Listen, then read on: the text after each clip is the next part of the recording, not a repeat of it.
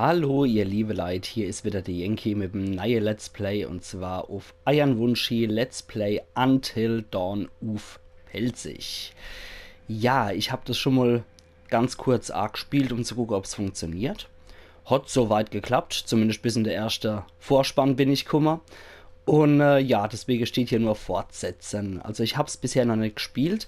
Es ist ein blindes Let's Play auf Iron Wunshi. Drei Leute haben mich unabhängig angesprochen, ob ich es vielleicht spielen könnt. Und weitere drei Leute haben noch in einer Umfrage nochmal gesagt, ich soll es unbedingt spielen. Und zwar auch mit letztes Mal und nächstes Mal.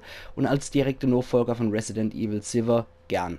Habe ich dann gesagt, okay, mache ich, absolut kein Thema. Trotzdem nicht böse sei, dass bei The Evil Within kein nächstes Mal und das letzte Mal dabei ist. Da war einfach die Resonanz zu schwach. Das tut mir ja auch leid, aber ich richte mich dann entsprechend auch noch eure Wünsche, gerade wenn ihr die Spiele auch wünscht. Ja, mir wurde schon gesagt, dass das ein gutes Spiel sein soll. Das ist vor allem auch ein PS4 bzw. PlayStation Exclusive. Und da ich sowieso nur auf der PS4 aufnehme, kommt mir das sehr zu Pass, dass ich hier noch so exklusiv spielen kann. Und irgendwie scheine ich auch so die einzigste Runkelrieb von Hinterwäldler zu sein, die das Spiel noch nicht kennt und das irgendwie von schrecklicher Vampirfilm bis zum Morgengrauen oder ähnliches Kalte hat, ne? Deswegen lasse ich mich überraschen. Es ist insofern ganz cool, dass man wirklich Handlungen treffen kann und so wie mir es gesagt worden ist von den Leuten, die es gewünscht haben, können entweder alle sterben oder sie überleben oder vielleicht auch nur einer, ich weiß es nicht. Auf jeden Fall, wenn man mal gucke, wie ich das hinkriege, ich vermute ja wieder, dass ich vor lauter gut irgendwie beschissene Entscheidungen treffen, alle zum Schluss verrecken und Held vom Spiel irgendwie mit Hinkebein und einem Auge nur noch überlebt. Und da gucken wir mal, wie wir es hinkriegen. Ich habe auch schon mal die Soundeinstellungen so weit ein bisschen runtergedreht, aber nicht zu sehr. Und wir spielen im Originalton nicht das Mal und auch ohne Untertitel, sondern wir spielen in der deutschen Spruchausgabe ohne Untertitel. Falls es irgendwie Beschwerde geben sollte oder ich merke, dass die zu viel babbeln im Spiel und ich gar nicht mehr richtig kommentieren kann, dann werde ich auch nochmal Untertitel einblenden. Aber jetzt fangen wir nochmal an, direkt hier. Wenn du eine neue Geschichte beginnst, wird ein aktueller Fortschritt und Zugang zum Episodenmenü, falls freigeschaltet, überschrieben. Außerdem werden alle gefundenen Sammelobjekte und Änderungen an deinem Charakterstatus gelöscht. Möchtest du wirklich fortfahren? Ich meine, ich habe nur die erste Filmsequenz mir angeguckt. Natürlich. Der Schmetterlingseffekt. Der Flügelschlag eines winzigen Schmetterlings heute kann in einigen Wochen zu einem verheerenden Hurricane führen. Aus der Chaos-Theorie.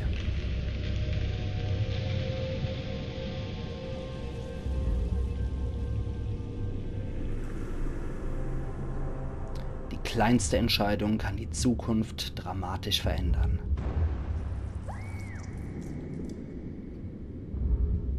Deine Handlungen formen den Verlauf der Geschichte.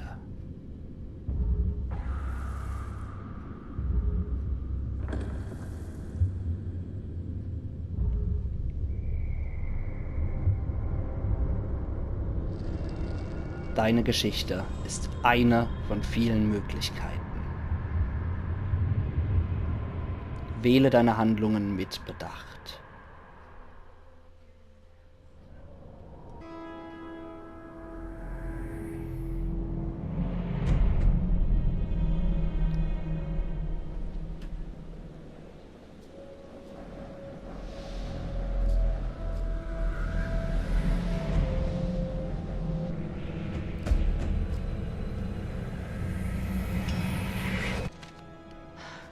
Oh mein Gott, echt unfassbar, dass du das wirklich getan hast.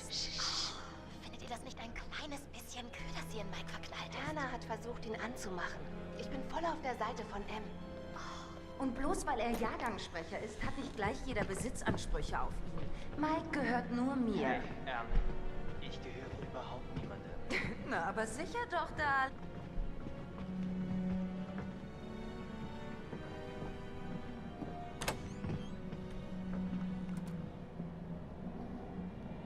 Hannah!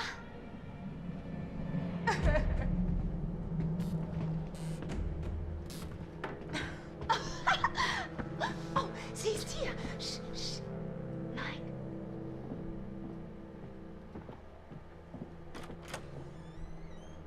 Mike? Hier ist Hannah. Hey, Hannah.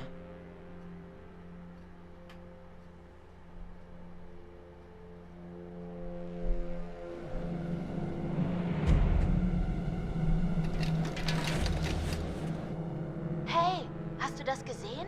Dad hat gesagt, nur wir wären jetzt hier. Josh. Okay, und damit können wir hier beginnen. So, die Grundsituation, die ich jetzt schon im Vorfeld sage, die kann ich jetzt schon alle nicht ausstehen. Das ist mal wirklich so klassischer Teenie-Slasher. So klassische Teenie-Slasher-Situation und ich hoffe, der Typ dort draußen murkst alle ab. Ne, die sind mir jetzt schon relativ unsympathisch, dort die Leute, um ganz ehrlich zu sein. Ah, geht's an dir, du Suffkopf? Dich kann ich nicht. Datscher oder sonst was. Wie sieht's denn bei dir aus? Tutorial. Benutze den rechten Stick zum Umsehen. Schimmernde Objekte können untersucht werden. Ja, das ist so für 16-jährige Mädler wahrscheinlich das Wichtigste. Schimmernde Objekte. Tutorial. Halte R2 gedrückt, um die Flasche zu nehmen. Geil. Was gibt's denn Tolles? Halte R2 gedrückt und benutze den rechten Stick, um Objekte zu untersuchen. Jeremiah Craig. Und die ist leer. Shit, Josh. Wieder einmal hast du uns alle übertroffen. Wundert mich, dass er noch so gesund die Gesichtsfarbe hat. Hat da hinten noch irgendwas geblitzt? Ja, da haben wir noch was. So, dann zerren wir es uns mal nahe. Ups, jetzt habe ich das Tutorial. Halte R2 gedrückt und benutze den rechten Stick, um Objekte zu untersuchen. Yo. Hannah, you look so damn hot in that shirt. But I bet you're even better out of it. Come to the guest at 2 a.m., Mike. Hannah, du siehst in dem Shirt so heiß aus, aber ich wette, ohne bist du noch heißer. Komm um 2 Uhr ins Gästezimmer, Mike XXX. Oh mein Gott. Was hat unsere naive Schwester jetzt wieder vor? Ich glaube, die zwei Schnapsleiche kennen das nicht, Sache. Habt ihr eine Nachricht bekommen? Schön, dass du hier bist.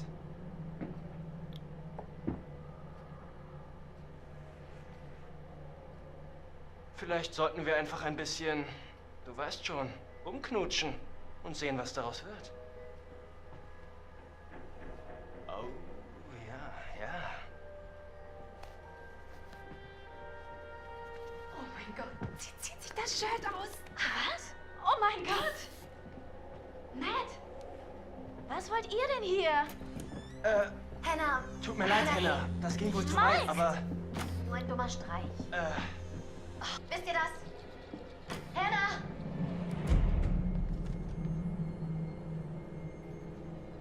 Benutze den rechten Stick zum Auswählen.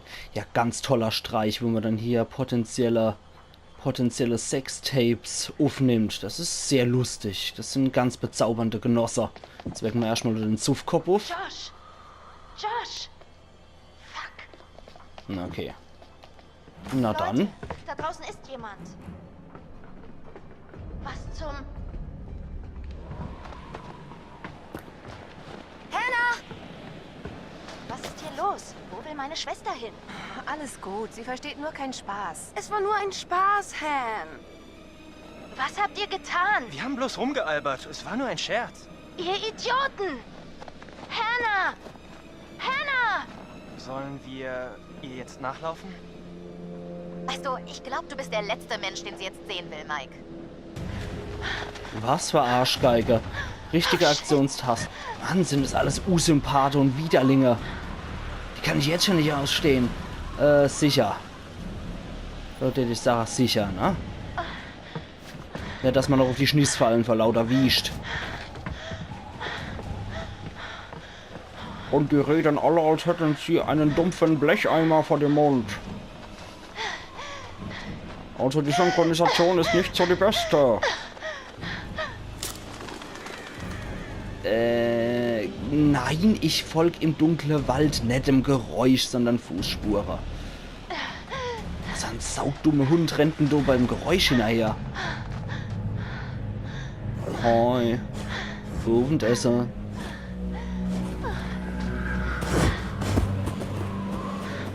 Scheiße! Fuck! Shit!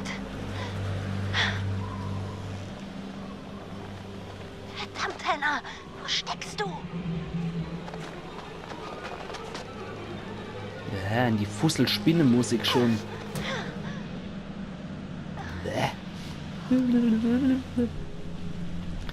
Benutze das Touchpad wie dargestellt. Okay. Ah, so. Okay. Mit dem rechten kann ich Leuchter. Genau, und mit links kann ich Lava. Okay. Ja, dann marschieren wir doch mal da entlang. Gucken wir mal, was wir da finden. Okay, das sind nur unsere eigenen Fußspuren.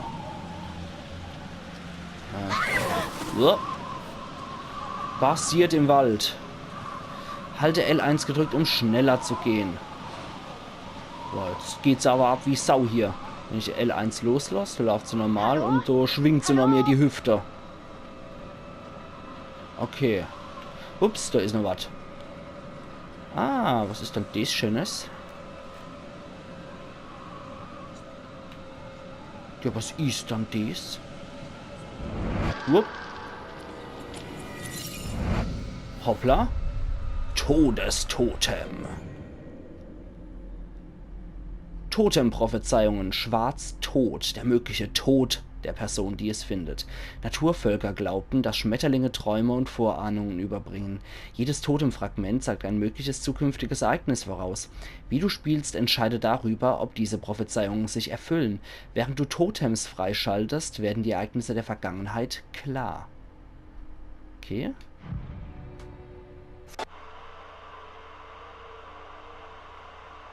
Alles klar, das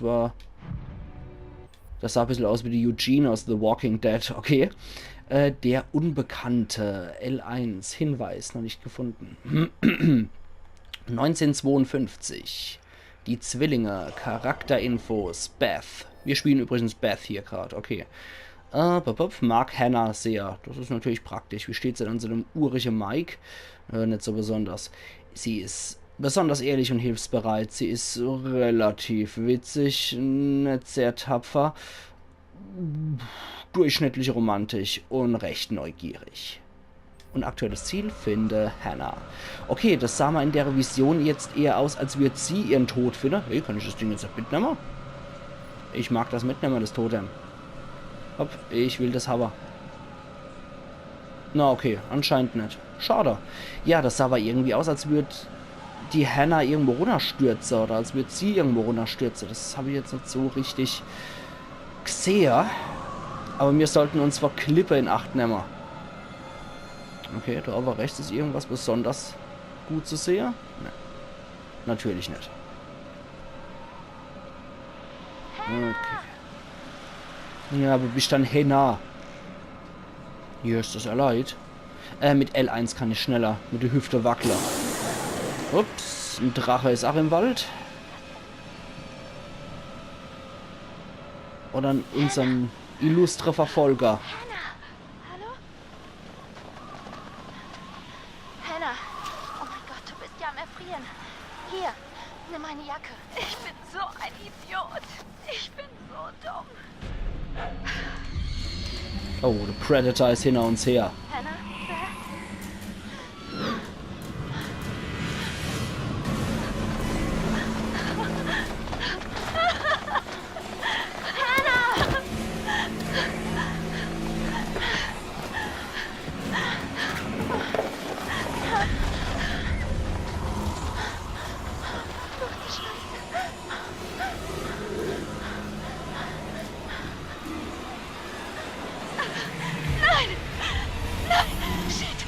Da kommt der Predator. Fuck! Nein!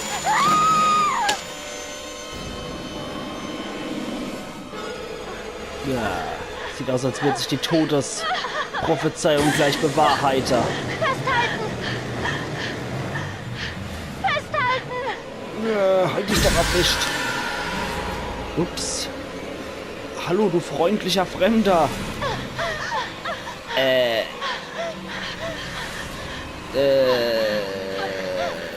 Jo, komm.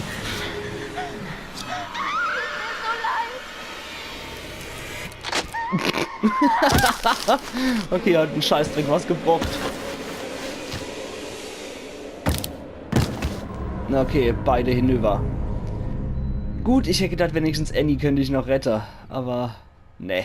Psychoanalytiker. Dr. A.J. Hill. Hoi.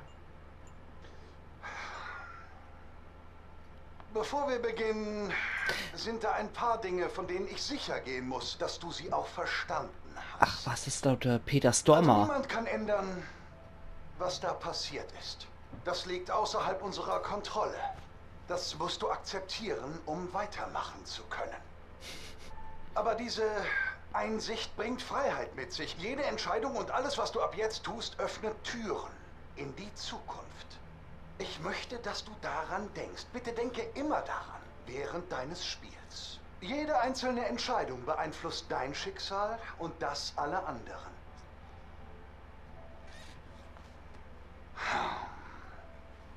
Also, du hast dich entschlossen und startest dieses Spiel. Das ist bedeutsam. Und ich werde dir dabei helfen.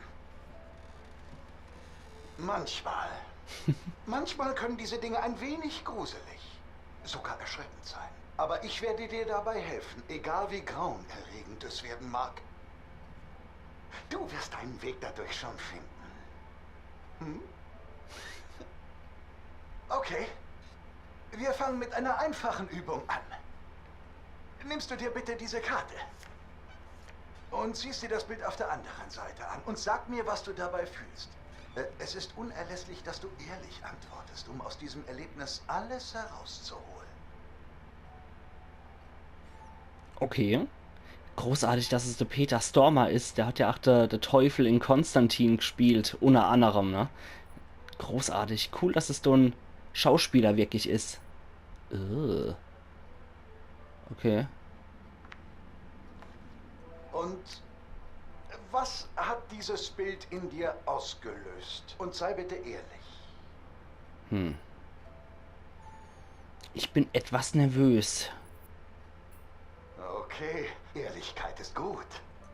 Und was daran macht dich denn nervös? Der creepy Lächeln. Die Vogelscheuche. Pfui Teufel, Vogelscheuche. Ich verstehe. Sagen wir, die Vogelscheuche wäre nicht da. Wärst du dann bereit, allein dort zu bleiben für einen gewissen Zeitraum? Für eine Woche, zum Beispiel. Ja. Sieht doch sonst an. Sieht doch sonst schon ganz nett aus, ne? Klar. Ha. Und was, wenn ich dir sage, dass es in der Hütte spukt?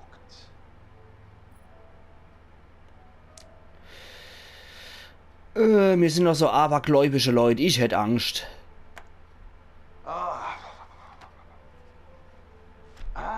Okay. Ich sehe, du leidest unter einer sehr starken Angst vor dem Übernatürlichen. Verborgen hinter dem Schleier des Todes ist letzten Endes das absolute Unbekannte. Meinst du nicht? Und was wäre mehr Grund zur Furcht als die Schrecken der Unsicherheit? Bitte denk immer dran. Dies ist nur ein Spiel. Ja, schon klar. Ach, die Zeit ist leider um für diese Sitzung. Wir sprechen uns bald wieder. Okay? Wie ist noch, Herr Dr. Creepy?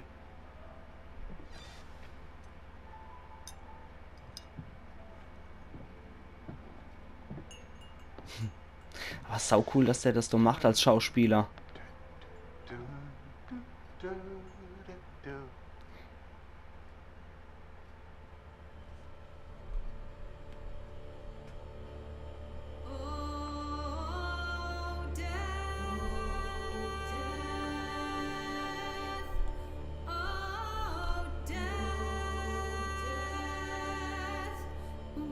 You spare me over till another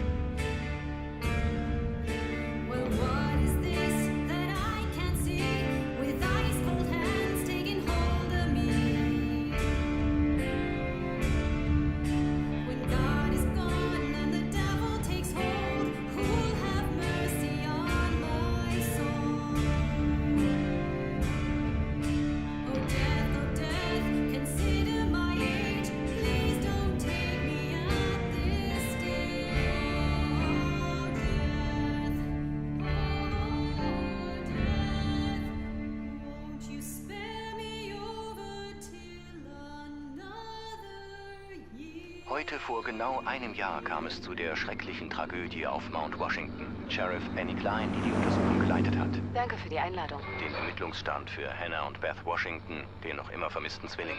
Heute Abend vor einem Jahr verließen die Washington-Zwillinge die elterliche Lodge und liefen in einen Schneesturm. Verbrechen gab. Nein, offiziell nicht. Ein Mann könnte mit dem Vorfall im Zusammenhang stehen, doch sein Aufenthaltsort ist derzeit unbekannt. Er hatte eine interessante Verbindung zur Washington-Familie. Warnte er sie vor der Durchführung des Bauprojekts, behauptete, das Land wäre seinen Vorfahren heilig. Da gibt es auch noch dieses alte Sanatorium auf dem Berg. Könnte er sich da verstecken? Meine Leute haben das Gelände durchsucht. Konnten die Mädchen auch nicht so weit gekommen sein. Etwas an diesem Berg scheint Tragödien geradezu anzuziehen. Mehr als Sie ahnen, Marty. Danke, dass Sie hier waren. Gefühl gilt der Familie Washington und ihrem Sohn Josh heute am Jahrestag des mysteriösen Verschwindens von Hannah und Beth Washington. Und hallo, Freunde und Fans. Okay, und gleich von vorn. Okay. Na, hallo, Freunde und Fans. Es ist mega abgefahren, dass ihr dieses Jahr alle wieder hier seid. Erstmal muss ich sagen, ich bin super begeistert, alle meine Freunde wieder dabei zu haben beim alljährlichen Blackwood Winterausflug. Ah!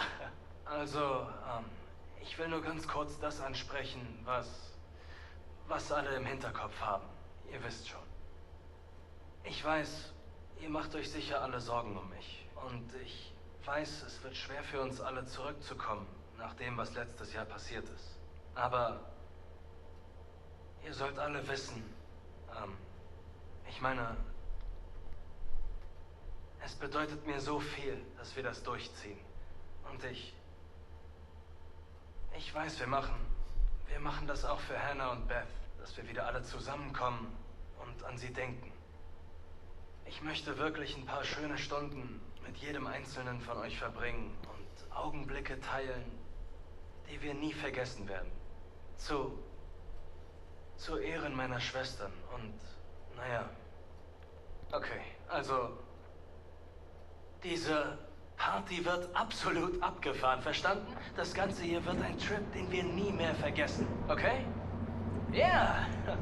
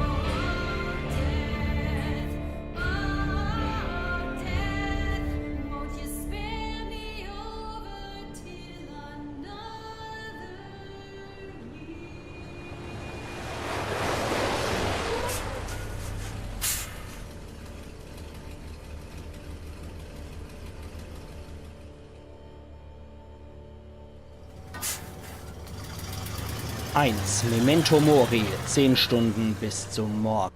Okay. Ach, wieder der sympathische Herr. Mit Machete und vielleicht auch mit Flammewerfer.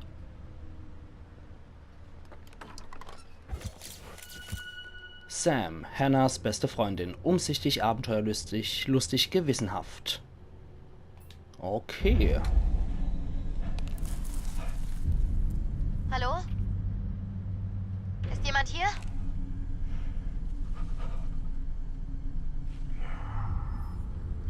Sam, Weg zur Seilbahnstation, 21 Uhr und 2 Minuten. Ja. Und es scheint hier wohl wirklich, du kannst den rechten Stick benutzen, um die Kamera zu bewegen, dies war mir klar. Ja, es scheint auch sehr viel mit amerikanische Ureinwohner zu tun zu haben. Wenn man sich jetzt so die Totems anguckt und Ureinwohner glaubten, dass sowas Träume bringt und ach, das okay sagt, das sei seine Vorfahren sehr heilig. Ja. Spricht für mich irgendwie, ach, oder für das indianische Sache wichtig wären. Das Tor ist kaputt. Klettere drüber. Chris. Ja, der Josh ist ja auch ein komischer Kauz, ne? Dass der am Todestag von seinen 2 Schwestern durch so einen Scheiß abzieht. Also ganz im Ernst, wollte ich alles andere als feiern, wenn ich 2 Schwestern verloren hätte. So, gehen wir sicher rüber. Ja, dass die Troller noch auf der Wäsching klotzt. Klettern. Ich spring nirgends. So.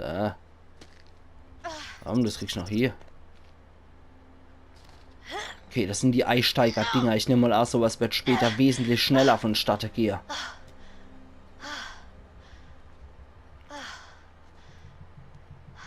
Okay. Der eklige Stalker in die Bücher glotzt uns immer noch zu mit seiner Machete in der Hand. Ja, aber auf der anderen Seite, er wollte ja auch helfen, ne? Ich weiß jetzt nicht, ob er die explizit umbringen wollte oder ob er dann helfen wollte, aber er hätte ja seine Hand nicht ausgestreckt, wenn er sie dann wieder runterschmeißen gewollt hätte. Und das Nicht-Bewegen-Symbol auf dem Bildschirm erscheint, halt den Wireless-Controller so ruhig wie möglich. Ups. Verdammt. Ja, Mist. Hey, ist okay. Gut so. Komm her.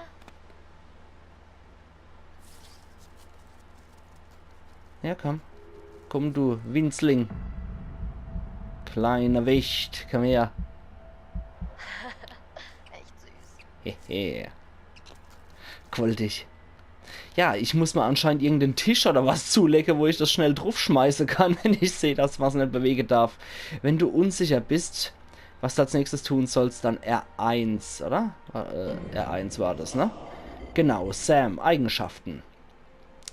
Sie ist relativ ehrlich, sehr hilfsbereit, mäßig witzig, sehr tapfer, mäßig romantisch und mäßig neugierig. Ihren Beziehungsstatus. Sie ist zu alle relativ normal, außer zu Jess und Mike. Eher unterdurchschnittlich. Aktuelles Ziel gehe zur Seilbahnstation. Okay. Zu der gehen wir noch. Und nicht die Sache, die Episode lasse ich jetzt nicht mal länger als 30 Minuten wäre. Ansonsten knödeln wir da ewig rum, auch wenn das jetzt halt als erste Episode natürlich wieder sehr sequenzlastig ist und ich so auch wenig kommentieren konnte. Aber das wird sich hoffentlich noch ändern. Oder so großes Totem, ne? Cool. Naturvölker und Schmetterlingsprophezeiungen. Stämme, die einst in diesen Bergen lebten, glaubten, Schmetterlinge brächten Träume und Prophezeiungen einer möglichen Zukunft. Die Farbe des Schmetterlings symbolisierte die Art der Prophezeiung. Tod. Schwarze Schmetterlinge sagten den Tod des Träumenden voraus. Gefahr. Rote Schmetterlinge warnten vor einer Gefahr. Verlust. Braune Schmetterlinge sagten Tragödien voraus, die Freunde betreffen sollten. Führung. Gelbe Schmetterlinge brachten helfende und wegweisende Visionen. Glück. Weiße Schmetterlinge brachten Träume von Glück und Segen. Okay, also die gelbe und die weiße sollte ich besonders berücksichtigen. Ah, da ist das so ein gelber, oder? Kannst du Totem-Artefakte entdecken. Wenn du ein Totem aufhebst und umdrehst, siehst du einen farbigen Schmetterling und eine Vorahnung einer möglichen Zukunft. Schnappst da mal und glotze mal rein. Das ist ein gelbes, ne? Ja. Ein Vogel und ein Mann. Führungstotem. Okay. Kann ich mal die Vision von dem speziellen Ding nochmal angucken? Ja. Von Sam bei der unteren Seilbahnstation gefunden. Ein Tauber oder ein anderer Vogel und ein Mann im Hemd. Ja? Das merken wir uns mal. Und das Ding hatten wir schon. Das war hier der Crash Fatal. Das war der Schädelknacker Deluxe. Und da unten haben wir noch irgendeinen anderen Kruscht mit dem Eugene am Anfang von The Walking Dead. Mal gucken, was jetzt kommt. Ja, der Eugene. Und wurden wahnsinnig. Alles klar, cool. Also man hatte Eugene von The Walking Dead gesehen und der war so urhässlich, dass man wahnsinnig davor Woche ist. Warum auch nicht? Drücke R1 um jederzeit R1, um die Totemsammlung anzusehen. Jo. Da kann ich dann hier R1 die Zwillinge. Da findet man dann was über die Hannah und die Beth wahrscheinlich an Hinweise. 1952 ist noch was. Muss wohl irgendein Ereignis noch gewesen sein. Der Unbekannte wird höchstwahrscheinlich unseren illustre Kollege mit Machete und Flammewerfer sein. Und die Totems. Schmetterlingseffekt. Geh dich nichts an. Ratten mit buschigem Schwanz, ein Vorbild an Diskretion. Auf welcher Seite stehst du? Sei ihr Held. Etwas für später, Rettungsaktion. Wer bekommt die Waffe? Notwehr, bla bla bla bla bla bla. Also mir haben jede Menge kruscht und ich glaube, die Totems gefallen mir jetzt schon sehr gut. Und die Berge finde ich großartig. Also grafisch hat das Spiel wirklich tierisch was drauf, muss ich sagen. Das sieht echt geil aus. Und ja, ich stehe jetzt Sache, an der Stelle mache ich mal einen Cut. Und wir sehen uns dann wieder morgen zu Let's Play Until Dawn auf Pelzig. Und wir sehen jetzt auch gleich, was beim nächsten Mal passiert. Also machen's gut und bis morgen. Und ich hoffe, es hat euch Spaß gemacht und dass wir den Weg zusammen gehen. Iron Yankee.